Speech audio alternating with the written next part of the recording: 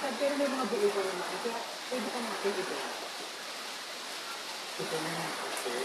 Ito hayaan mo ako. Kunin na lang yung pera ni Toby. Pwede ko na. Hindi pa tayo.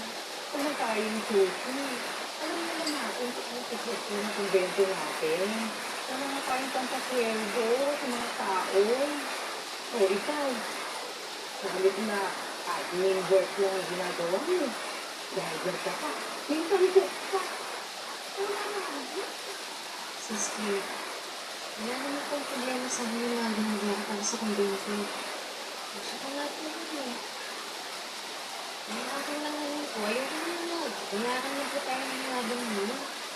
Ano na nga po yun? Delikado ng buhay kanina. Tapos, ay, hindi ko sila magsisisi sa ginawa nila. Natapalat sila tayo ng pinagkakaroon ng tao.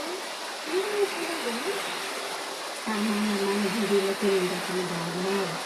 Pero, nagkakalat ka. Hindi. Hindi ka rin. Hindi. Hindi. Kasalit ka pa rin. Hindi ba sabi ko nga kayo? Pinakalan ka sa kanya. Sabi mo na kaya, kahilog lang kayo sa'yo. Hindi yan. Pero sabi ko, hindi ka rin. Ay, hindi naman po sa ako. Ayun lang.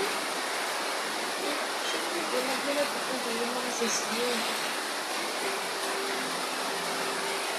Pero naman po.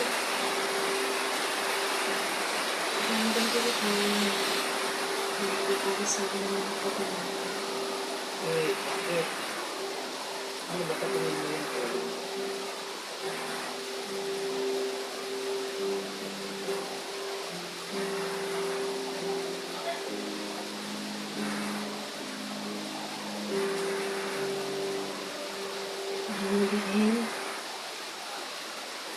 Dahil, naman po sana kung budget ko po yung pag-ibang natin.